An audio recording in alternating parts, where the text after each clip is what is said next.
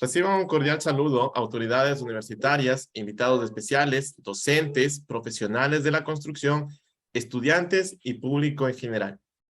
Continuamos con el ciclo de conferencias El conocimiento no se detiene, doctor Roberto Aguiar Falconi, evento organizado por el Departamento de Investigación Científica de la Universidad de las Fuerzas Armadas ESPE en colaboración con el Grupo de Investigación Ciencialab. Como primer punto, tenemos palabras por parte del doctor Roberto Aguiar. Muy buenas noches con todos. Estoy muy contento de tener como conferencista a la casi doctora, ya está muy próxima a graduarse de doctora, Paulina Viera. Es un gusto, un honor y le agradecemos mucho que haya aceptado dictar esta conferencia. Nos sentimos muy honrados con su presencia para tratar un tema que ya nos dio hace un año y más que nos dio algo del tema este. Queremos ver qué tanto más avanzado en esto de las construcciones con muros de paja, fardos de paja. Y recuerdo yo cuando nos dio la conferencia hace más de un año, tuvo mucho interés su conferencia. La gente me escribía y todo el mundo estaba muy contentos con la conferencia. En las clases mis alumnos comentaban de que esas conferencias prácticas les encantaba, quedaban fascinados con sus construcciones. Así es que hoy no va a ser la excepción y nos va a mostrar qué más ha hecho en este lapso de tiempo. Muchas gracias por haber aceptado esta conferencia nuevamente y mi agradecimiento también a nuestro anfitrión, el futuro doctor Brian Kawa.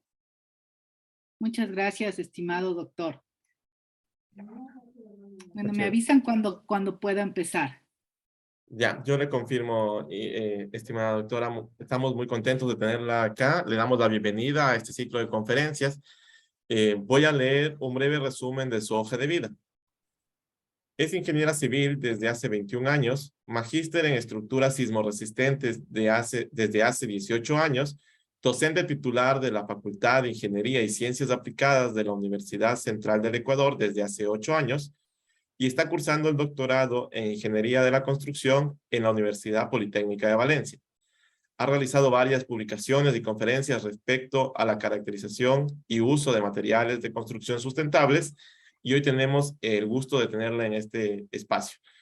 Quiero recordar a todos los asistentes que las preguntas se deben colocar en la pestaña del chat a fin de que estas puedan ser respondidas una vez culminada la intervención.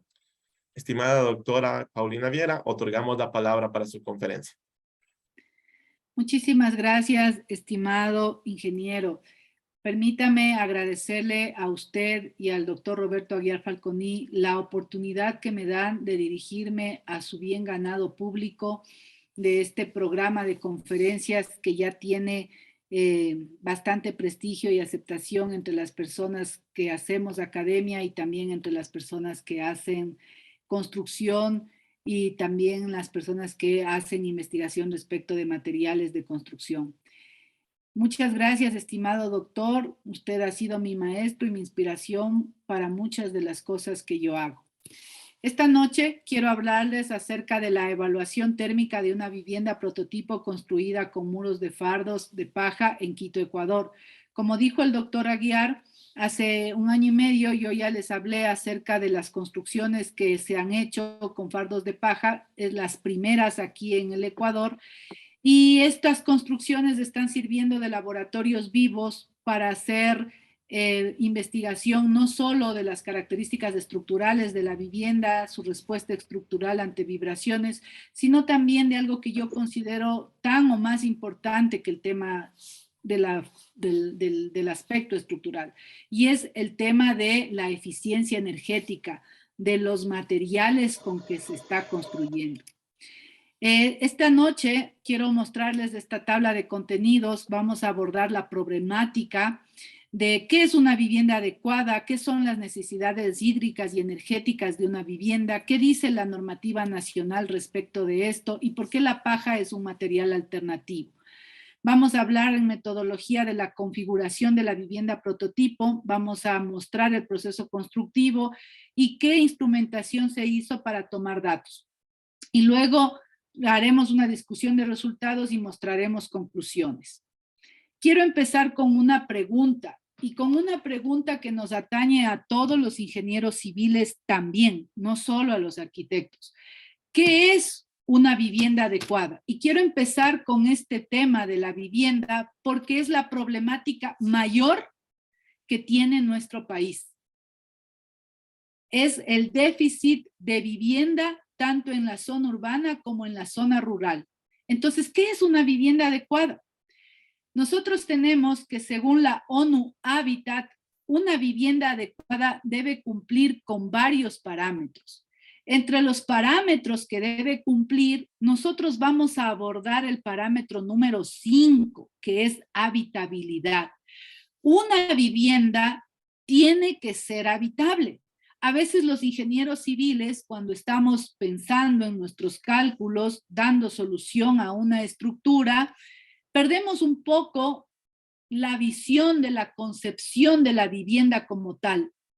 ¿Cuál es su finalidad? Entonces, la finalidad de la vivienda es ser habitable. La pregunta es, ¿qué aspectos se deben evaluar para que una vivienda sea considerada como habitable? Por supuesto que se debe evaluar la seguridad estructural de la vivienda. Es importantísimo que la vivienda sea sismo resistente, más aún en un país como el nuestro, que dada su ubicación geográfica tiene alto riesgo de sismos. Es fundamental esto. Pero también hay otros aspectos que deben ser considerados, como por ejemplo el confort térmico de la vivienda. Porque es importante que una vivienda cumpla con este tema para poder ser habitable, además de otros, ¿no? Tiene que tener una buena acústica, una buena ventilación y tiene que tener un confort visual y un confort espacial. Entonces, también es importante pensar en que una vivienda, para que sea habitable, debe tener un confort térmico y una higrotérmica adecuada. Según la CELAC, este tema del confort térmico tiene que ver con las necesidades energéticas y las necesidades hídricas de la población para poder vivir. El confort térmico está relacionado con la parte energética, con la parte hídrica, porque para poder tener calefacción en muchas ciudades, en muchos países, se utiliza medios de calefacción mecánicas que consumen energía o tienen calefacción a base de calderas. Entonces, miren que el confort térmico también está relacionado con lo que es eficiencia energética, consumo de energía. Ahora bien, ¿es posible cubrir las necesidades hídricas y energéticas de una vivienda adecuada? ¿Es posible eso en las condiciones actuales que estamos viviendo de cambio climático, en las condiciones actuales que estamos viviendo de necesidad de sostenibilidad y sustentabilidad ante la destrucción del planeta? ¿Es posible cubrir estas necesidades?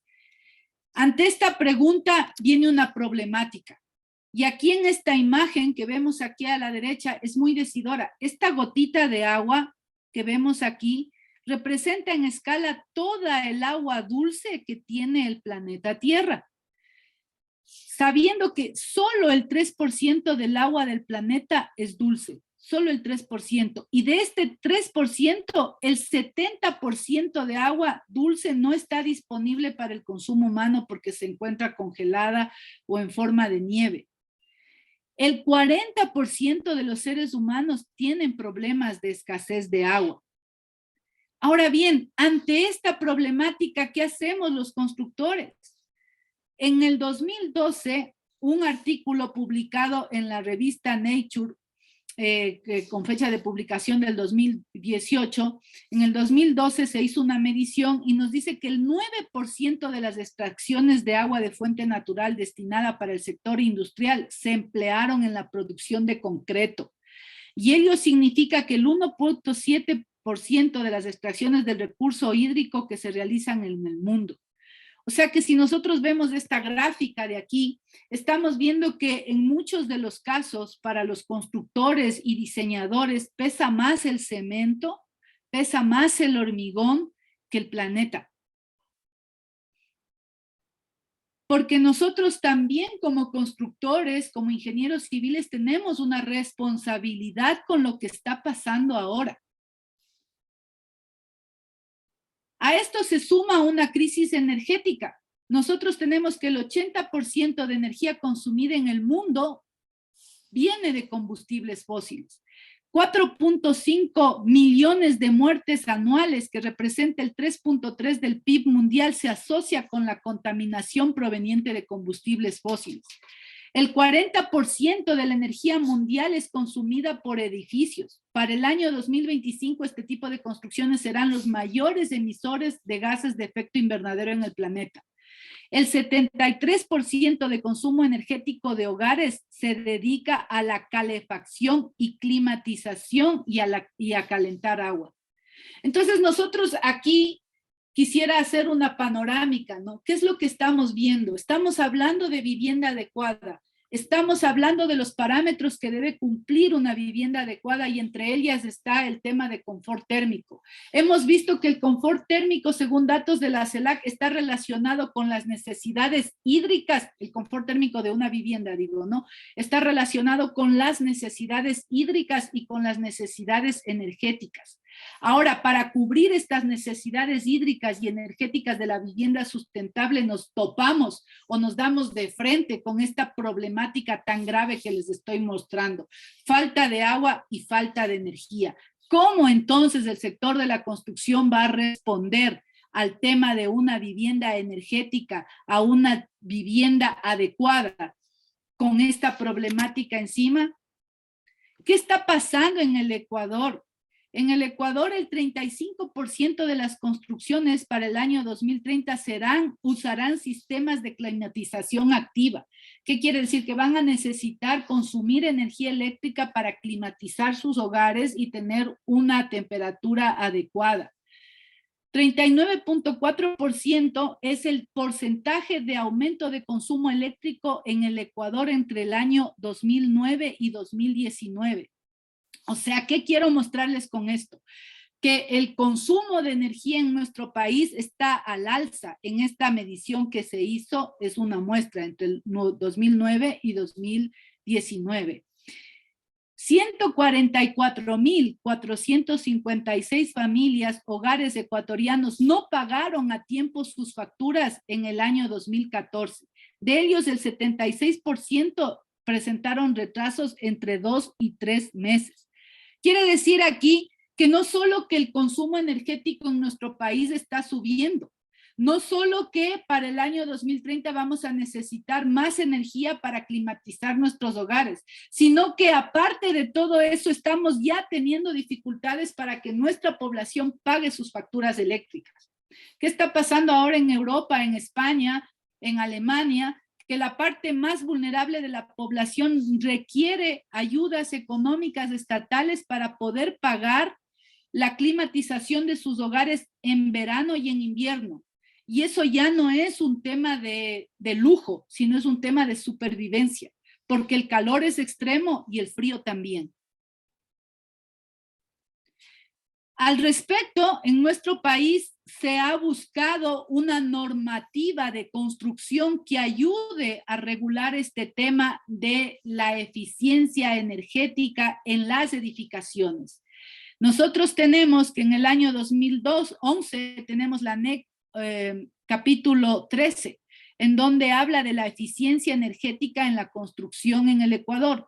Esta norma es más extensa que la que le siguió, que es la del 2018, en donde ya nos habla de que los materiales de construcción tienen que ser aislantes. Y aquí es importante que se mencione esto también para los ingenieros civiles, porque nosotros debemos buscar para nuestros diseños estructurales también materiales no solo que sean resistentes a las cargas, a las solicitaciones, sino también materiales que respondan a esta necesidad de mantener un ambiente, una temperatura ambiente estable dentro de las edificaciones sin que se necesite el uso del consumo energético. A eso apunta esta NEC. Luego, evolucionó esta norma al 2018 a la NEC HSEE. Esta es norma ecuatoriana de la construcción eficiencia energética en edificaciones. Aparte de esta norma, en el 2019 salió la Ley de Eficiencia Energética, que es la que tenemos aquí, en donde en el artículo 14 habla claramente de eficiencia energética en la construcción, en donde dice que va a ser obligatorio que para que se apruebe una construcción nueva, esta deba tener algún tipo de certificación energética y que serán los GATS los que deben emitir la reglamentación necesaria para que los constructores apliquen principios de eficiencia energética en sus construcciones. Y estos principios pasan por la elección de materiales para construir. Entonces, no solo que ya está en la ley desde el 2019, en la ley nacional, sino que también es una cuestión de educación. Porque aunque esté en la ley, ustedes dirán, bueno, yo poco he escuchado de que esto se esté cumpliendo, falta la reglamentación en algunos GATS, pero no solo es esto, sino también que falta educar a nuestros estudiantes respecto de la posibilidad de dar solución a infraestructura como vivienda, que son estructuras pequeñas, con otro tipo de materiales que no necesariamente tiene que ser hormigón y acero. No solo porque son materiales que pueden derivar en viviendas con estructuras sismorresistentes, sino también porque son materiales que son aislantes y que pueden ayudarnos a resolver esta problemática de las necesidades hídricas y energéticas de una vivienda eficiente. Entonces, ante esto, pensamos que la paja es una alternativa, la paja o tamo, ¿no? En nuestro país se conoce al tamo como el desecho agroindustrial de la cosecha de cereales como el trigo, la cebada, el arroz, la avena. En el 2020 se sembraron en el Ecuador 6.880 hectáreas de trigo. En el 2016 se sembraron 1.975 hectáreas de cebada. Una hectárea de cultivo de estos cereales produce entre 2.69 y 3.5 toneladas de paja. Este es un material que, como vemos, existe en nuestro país, es abundante. Con esta producción se podría obtener aproximadamente 3 millones de fardos, siendo fardo esta paja que se levanta del campo una vez que se han retirado los granos, se levanta del campo y estas máquinas que son arrastradas por tractores las comprimen en estas formas prismáticas. Estas formas prismáticas se las comprime por los señores agricultores solamente para facilidad de almacenamiento y tener una provisión constante de alimento para los animales, aun cuando se ha demostrado que la paja no tiene valor nutricional. Entonces, vemos que este es un material que no está pensado o que no estuvo pensado para construir. Sin embargo, las personas hace muchos años vieron en este un potencial, puede ser debido a la forma que parece un ladrillo, vieron un potencial para la construcción. Y es así que con la cantidad de fardos que se produce en nuestro país, aproximadamente 3 millones, se podrían construir 6.700 viviendas de aproximadamente 50 metros cuadrados. Y aquí viene el tema importante, ¿no?, de este material de construcción. La conductividad térmica de los fardos de paja es 0.045 watts metro grado Kelvin. Este valor, la norma ecuatoriana de construcción ya la considera como aislante térmico, porque la norma dice que todo valor menor de conductividad térmica menor a 0.085 watts metros grado Kelvin ya es un aislante térmico. Esto lo dice la norma ecuatoriana de la construcción eficiencia energética, ¿no?, la que acabamos de ver en la diapositiva anterior. Entonces, en los estudios que hemos hecho, hemos determinado la conductividad térmica del fardo en los estudios que hemos hecho en la Universidad Central y hemos demostrado que es un aislante térmico, es un material aislante térmico. Es así que lo próximo que nos tocaba era, bueno, si ya se ha demostrado cuál es la conductividad térmica del fardo, teóricamente, mediante experimentos también hemos demostrado que tiene una conductividad térmica apropiada que le da la característica de aislante térmico, pues comprobémoslo. Y comprobémoslo en una vivienda real, en una vivienda en la que van a a estar personas habitando. Entonces, esta es la configuración arquitectónica del prototipo que se construyó en San Rafael. Es una casa de aproximadamente 90 metros cuadrados y que, como ustedes ven, tiene una estructura de madera. Entonces, esta estructura de madera es la que conforma, esta que vemos acá abajo, esta estructura de madera es la que conforma el refuerzo del muro que está hecho con fardos de paja. Aquí lo podemos ver en esta parte, ¿no? Tenemos aquí estas columnetas de madera, mochetas también les llaman, que son los refuerzos del muro de fardos de paja. Los fardos de paja también contribuyen a soportar cargas en este sistema estructural que estamos viendo. Aquí en esta imagen vemos cómo está configurada el muro. Tenemos un cimiento que es corrido, típico cimiento de un muro. Tenemos un sobrecimiento que tiene alrededor de 10 centímetros de alto, este que vemos aquí, más esta grada que viene a ser la losa de cimentación que tiene alrededor de 15 centímetros.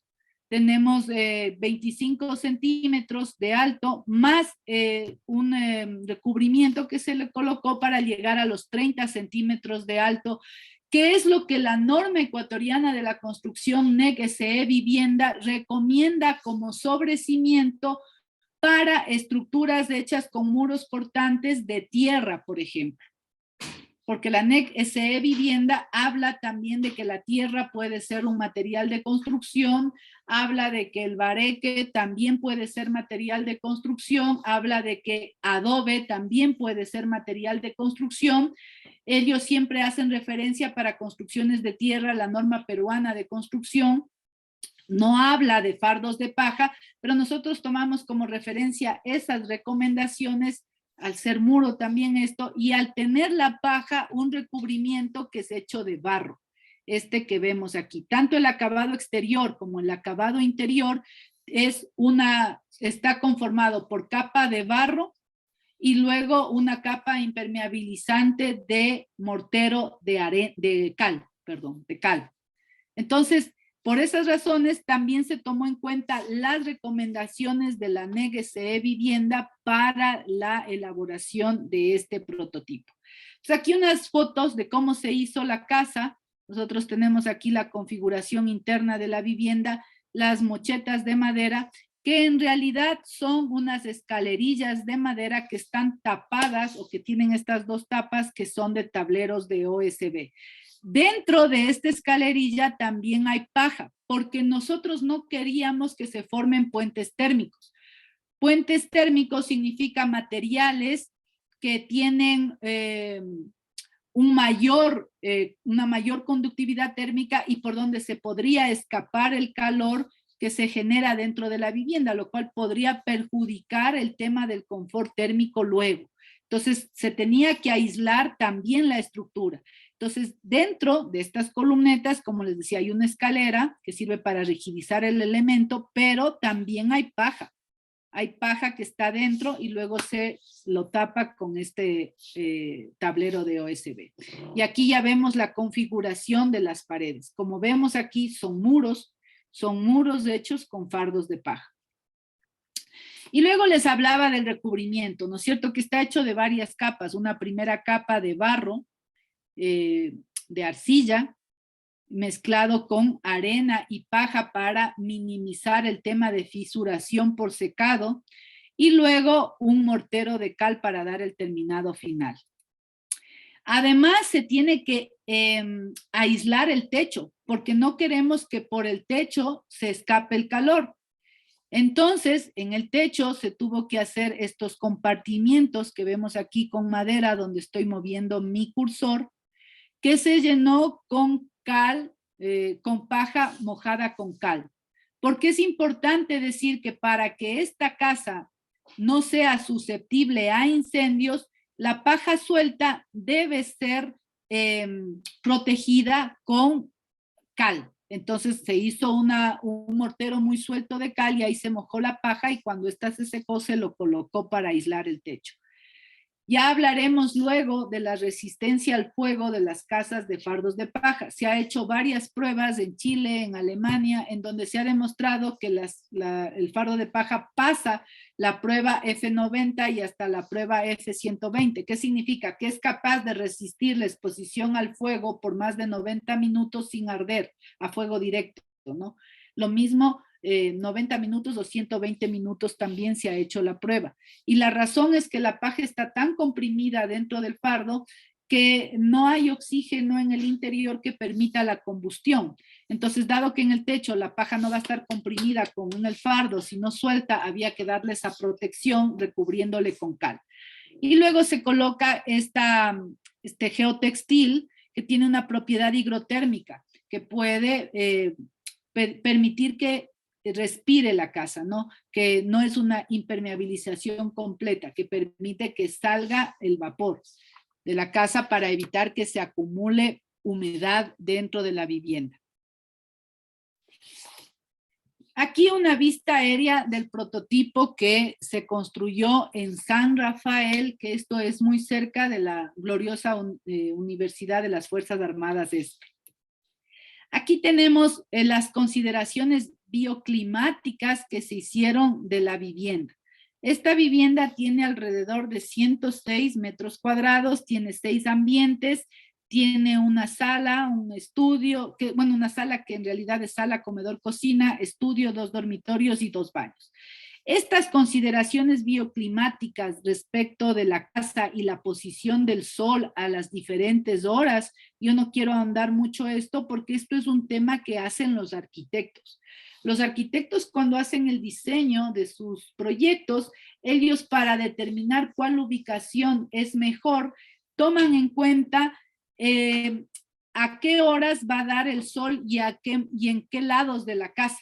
Porque es importante que los muros actúen como un elemento que absorbe calor durante el día y durante la noche lo va soltando poco a poco para que la casa se mantenga en un estado de confort térmico o necesite lo mínimo posible de otros elementos como la quema de biomasa o la utilización de calefactores mecánicos que consuman energía para poder tener una temperatura de confort térmico.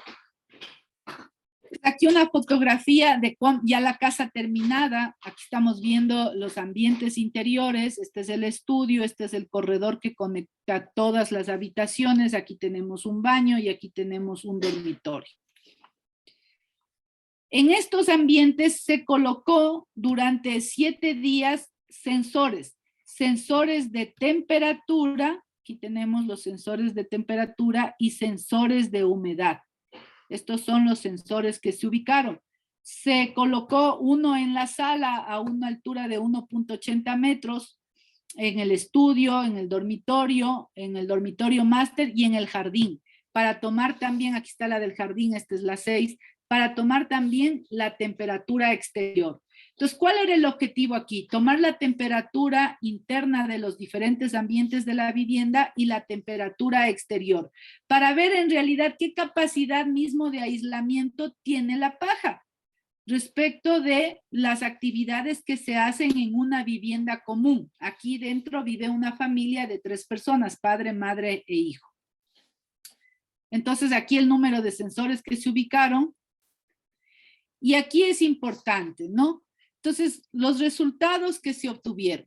Según el método de John Martin Evans, se considera de los 7 días medidos, los 3 días con mayor temperatura. Se midieron 7 días, las 24 horas del mes de mayo del año 2021, donde se midió todos estos datos. Entonces, según el método de John Martin Evans, de todos los días medidos, que fueron 7, se consideran solo los 3 con la mayor temperatura pico. En base a estos datos se obtiene este gráfico de la humedad relativa promedio. Entonces, aquí lo importante es ver esto, ¿no? Nosotros tenemos la humedad relativa exterior, que vemos aquí con esta línea roja, y la humedad relativa interior. Entonces, nosotros vemos que interiormente la humedad se mantiene mucho más estable que la humedad exterior. También nosotros vemos la humedad relativa promedio. Tenemos en la línea azul la humedad relativa promedio interior y en la línea roja la humedad relativa promedio exterior.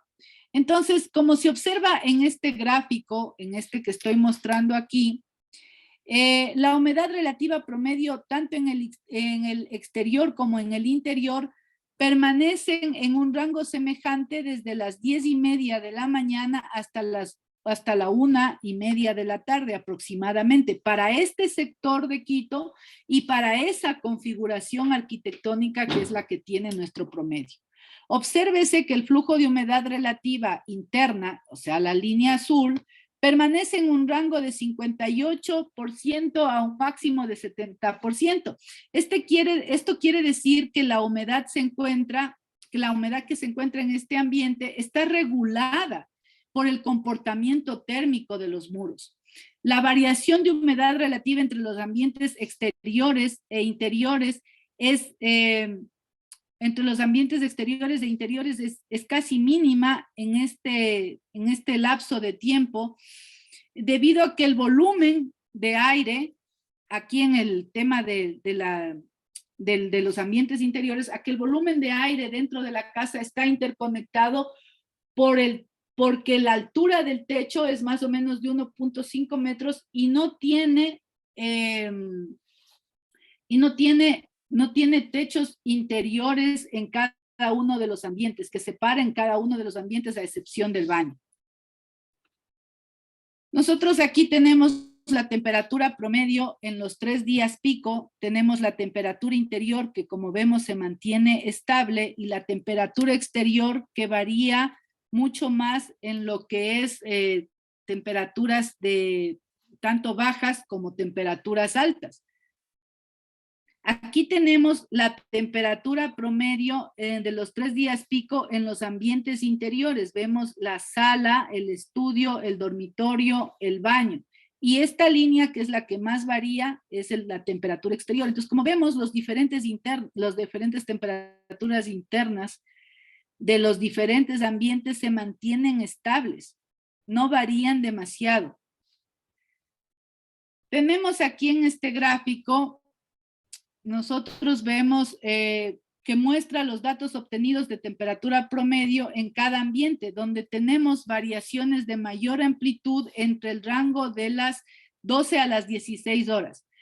Como la variación de temperatura está relacionada directamente con el efecto morfológico de la casa, eso es lo que estudian los arquitectos, la forma de la casa, les decía yo que la morfología de la casa, tanto como el material con que están hechos, ha ayudado para que la temperatura de los diferentes ambientes se mantenga estable.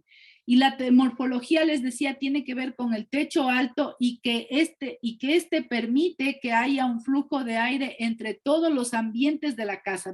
Nos recordemos que era una casa larga, que tenía 2 aguas y que internamente este ambiente todos los ambientes están conectados por una masa de aire ininterrumpida. Aquí nosotros lo que podemos ver es unas imágenes que se tomaron de la absorción de radiación solar directa de la envolvente de la fachada, de la parte exterior. Aquí lo que vemos es que la tonalidad de color morado indica menor temperatura respecto a la radiación solar directa y que es reflejada por el material del que está hecho la casa y por el color del mismo. Vemos que el color de la casa es blanco. Entonces, el muro absorbe calor hasta cierto punto y luego lo refleja, actuando como un acumulador térmico autorregulable. Esto se debe a que la paja, dentro de la paja, cada paja es como un tubito, cada tamo es como un tubito y dentro de este tubito existe aire. Aquí vemos nosotros una imagen de la toma de datos que se hizo. Aquí tenemos las mediciones termográficas de la envolvente de las paredes utilizando una cámara termográfica para materiales de construcción. Luego de que se tomaron con estos datos, se utilizó un software Ecotec Analysis 2011 que permitió hacer simulaciones con esta misma morfología de casa, con esta misma ubicación y dentro de las mismas fechas, este programa nos permite simular qué pasaría con las temperaturas dentro de la casa si es que la casa fuera hecha de bloques, si es que fuera hecha de ladrillo o si es que fuera hecha de tapial. Es importante señalar que dentro del simulador se tomó en cuenta con rigurosidad que se coincida en las fechas en las que se hizo el análisis, porque este programa tiene la posibilidad de tomar datos reportados por instituciones gubernamentales, datos reportados respecto de las temperaturas exteriores que tuvieron lugar durante ese específico periodo de tiempo. Entonces, eso es importante también mencionar. Entonces, con este programa se sacó los siguientes resultados. Entonces, primero ver que la línea azul sigue siendo la temperatura exterior y la línea roja es las temperaturas que obtuvimos del prototipo de la casa de fardos de paja, y tenemos las otras líneas que representan a la simulación del programa en donde el mismo prototipo con la misma configuración arquitectónica fue construida con bloque, ladrillo, tapial, etc. Entonces lo que nosotros vemos es que la línea roja que corresponde al prototipo, al del fardo de paja, se mantiene dentro de este rango de temperatura de confort térmico que está entre los 18 grados y los 27 grados centígrados. Solo el material paja es el que se mantiene todo el tiempo, todas las 24 horas, como vemos aquí, dentro de este rango de confort térmico. Los otros materiales, como por ejemplo el ladrillo, solo ciertas horas entra dentro de este rango. Aquí lo estamos viendo, donde estoy moviendo mi cursor. Asimismo, lo tenemos al ladrillo, que es esta línea que es de color amarillo oscuro. Entonces, esto para nosotros fue muy decidor. No solo que estamos comprobando con los estudios anteriores que hicimos de tomar temperaturas interior y exterior, no solamente estamos comprobando que dentro de la casa respecto de la temperatura exterior se mantiene una temperatura estable en todos los ambientes, sino que con otros materiales no se hubiera podido mantener esa estabilidad en las temperaturas y que esas temperaturas no estuvieran dentro de un rango de confort térmico. Eso quiere decir que si mi casa hubiera estado hecho de bloque, de ladrillo o de tapial, en ciertas horas del día, como estoy fuera del rango de confort térmico, yo hubiera tenido que utilizar algún tipo de equipo de consumo energético para subir o bajar la temperatura y entrar dentro de un rango de confort térmico. Asimismo, se utilizó otra metodología. En base del gráfico anterior, se tabularon los promedios de temperatura de los ambientes internos del prototipo y también la temperatura exterior, y siguiendo la metodología de John Martin se construyó este triángulo del confort. Esta es una metodología de este investigador, en donde se observa que se observan las áreas de la edificación. Nosotros tenemos la sala, el estudio, el dormitorio, el baño, y vemos que todas las áreas se mantienen dentro de lo que es el triángulo del confort térmico según datos obtenidos aplicando esta metodología de John Martin. Aquí representa la temperatura en el área exterior.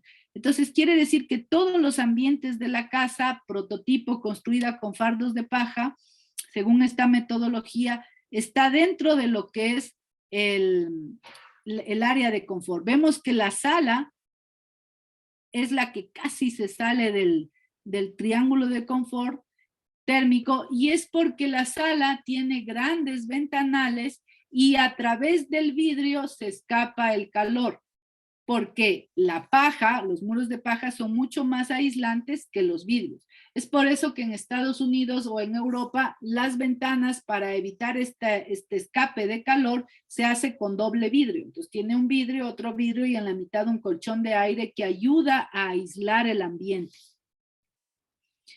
La misma metodología se aplicó para los otros, con los datos obtenidos del mismo prototipo construido con otros materiales. Y vemos que todos ellos salen fuera de lo que es el triángulo de confort térmico. Solamente el prototipo de fardos de paja queda dentro. Aquí tenemos el tapial, tenemos el bloque de hormigón, tenemos el ladrillo y acá arriba lo que es la temperatura exterior. Con esto pudimos sacar algunas conclusiones. Primero, el comportamiento térmico de los ambientes del prototipo se encuentran dentro del triángulo de confort durante las 24 horas, lo que permite tener una temperatura de ambiente saludable dentro de los estándares determinados que debe ser la temperatura de confort térmico. La morfología del prototipo guarda una relación adecuada con la disposición de aperturas, ventanas y puertas de la envolvente para obtener un confort térmico adecuado. Esto quiere decir que aunque la casa tenía grandes ventanales, los fardos de paja fueron lo suficientemente aislantes para, a pesar de que había grandes ventanas, mantener una temperatura adecuada dentro de la vivienda. El uso de materiales ecológicos aislantes y termorregulables, además de los sistemas de control térmico ambiental pasivo, como pueden ser aberturas de ventanas, puertas, la comunicación de volúmenes de aire, permiten una construcción energéticamente eficiente. Aquí les comparto un poco de lo que son las referencias bibliográficas de esta investigación y espero que les haya resultado interesante. Muchas gracias por su atención. Y si es que hay alguna pregunta, pues con mucho gusto. Muchas gracias, estimada doctora, por la presentación. Muy interesante. A continuación tendremos las preguntas por parte de los asistentes.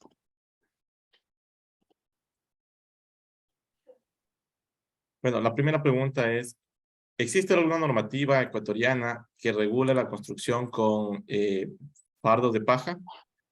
No.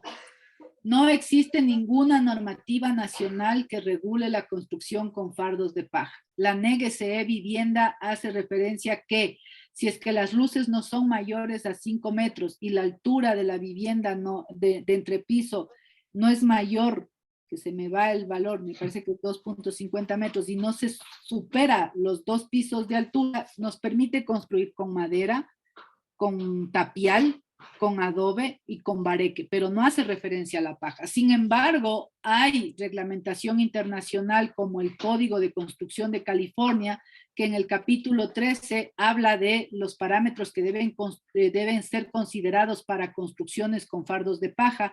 También Nuevo México tiene normativa de construcción con fardos de paja. También lo tienen los Países Bajos. Francia no tiene norma, pero sí tiene recomendaciones para la construcción con fardos de paja. Y en otros países de Europa, como en España, usted puede construir con fardos de paja siempre y cuando haya el respaldo de un informe escrito por un profesional de la construcción, un técnico, un ingeniero, un arquitecto, que garantice que esa construcción es estable y que pasa todos los parámetros requeridos para materiales de construcción, como por ejemplo el de resistencia al fuego. Muy amable por la respuesta. Bueno, en el chat tenemos también mucho interés respecto a este sistema estructural, al sistema constructivo, y hay una pregunta que es referente a costos. ¿Cuál es el costo aproximado por metro cuadrado en la vivienda prototipo que usted nos mostró o en este sistema estructural de manera general? Muchísimas gracias por la pregunta. Bueno, aquí me quería regresar un poquito a las fotos y voy a contestar su pregunta. La construcción con fardos de paja no necesariamente es más barata y competitiva frente a la construcción informal con hormigón armado. ¿Por qué? Primero, porque este sistema de construcción requiere de un material que es el fardo de paja y que en el caso de la construcción urbana, como fue esta que estamos viendo aquí en San Rafael, requiere ser transportado. Entonces, el fardo de paja, aun cuando proviene de un desecho agroindustrial que en la mayoría de los casos se quema, requiere de ser transportado y el fardo es voluminoso. Entonces vamos a necesitar transporte que debe ser pagado desde el campo al sitio de la construcción y eso ya implica un costo. Otro tema a considerar en los costos es que este sistema de construcción es intensivo en mano de obra. Si nosotros pensamos que el revocado de los muros se hace a mano con el barro, se hace a mano, entonces pensemos que necesitamos gran cantidad de mano de obra para primero hacer una capa de barro, dejar que ésta se fisure para luego poder poner la última capa que es con cal. Y digo que se fisure el barro porque aun cuando podemos controlar las fisuraciones del barro con paja y con arena, siempre se va a fisurar un poco, por eso necesitamos 2 capas para que el terminado final quede así. O sea, que usted no se dé cuenta que esta casa fue hecha con fardos, que quede un buen acabado.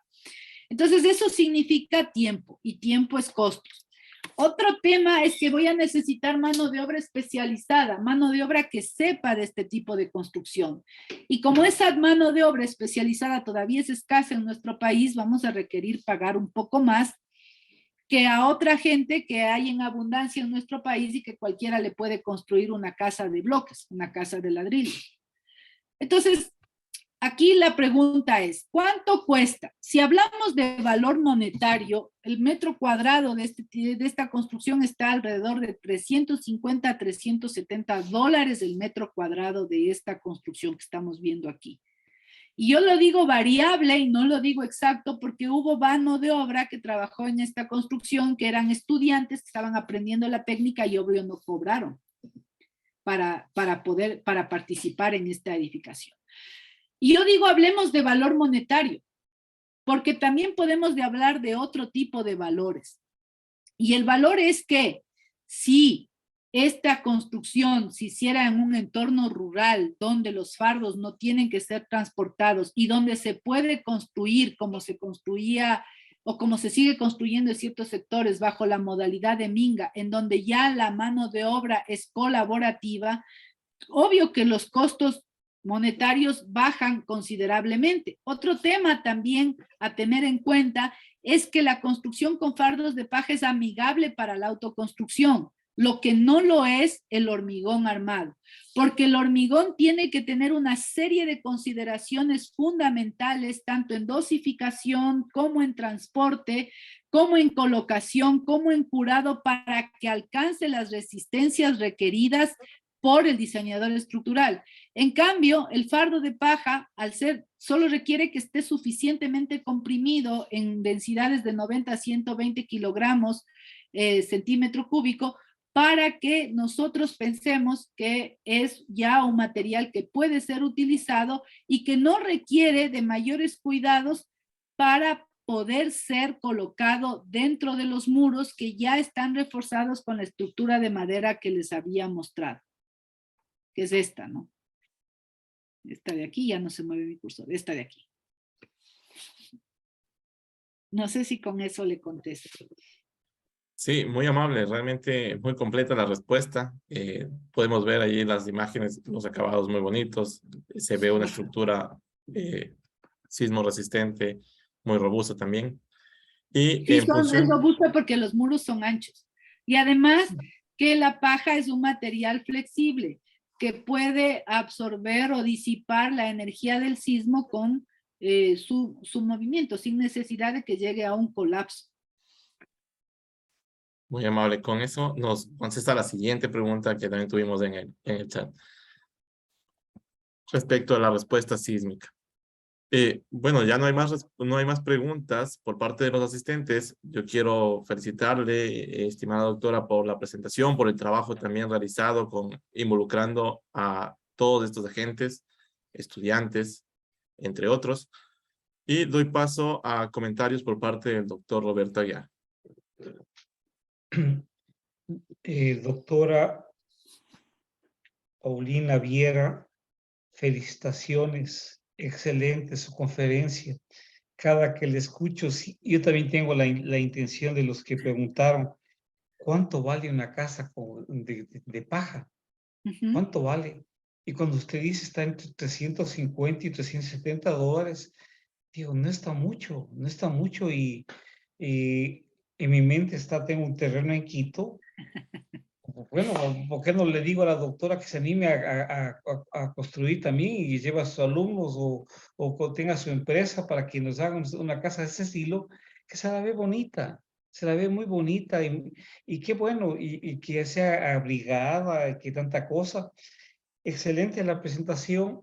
Y también me quedé asombrado, digo, también la gente hace investigación y presenta curvas de la temperatura Ujú. de estructuras con paja, con ladrillo, con diferentes materiales. Sí. Dije, eso que está ahí, decía entre mí, Dios mío, eso es increíble. Increíble, está igual que cuando hacemos una viga, una columna y le ensayamos, está excelente. Hay mucho que aprender, muchas cosas que seguir investigando. Le felicito, una linda conferencia, muy bonita conferencia y Gracias, doctor. esperamos en un futuro cercano también volver a tenerla aquí a que nos siga contando.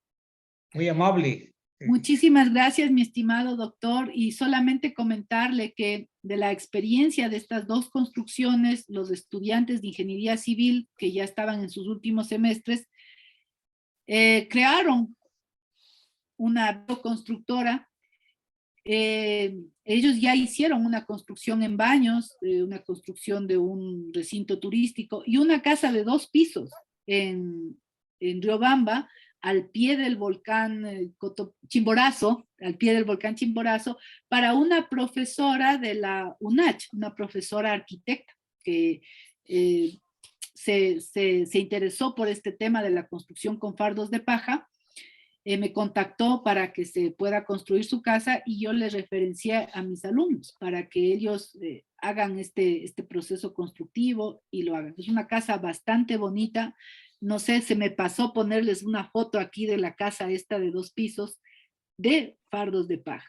Entonces, mi intención con mi investigación también ha sido motivar a que los diseñadores estructurales piensen que se puede dar solución al problema de la vivienda, que se puede hacer cálculo estructural también con otros materiales que salen del hormigón y salen del acero. Porque yo estoy totalmente convencida que el hormigón y el acero son necesarios para las grandes infraestructuras, pero para el problema de vivienda, nosotros como ingenieros civiles también podemos proponer innovación y esta innovación puede salir del material tradicional que es el hormigón y el acero. Muy bien, muchas gracias. Gracias Muchas a ustedes. gracias. En este punto quiero compartir un certificado en agradecimiento a la difusión del conocimiento y su valiosa participación como expositor en el ciclo de conferencias El conocimiento no se detiene, doctor Roberto Aguiar Falconi, con el tema Evaluación técnica de una vivienda prototipo construida con muros de fardos de paja en Quito, Ecuador.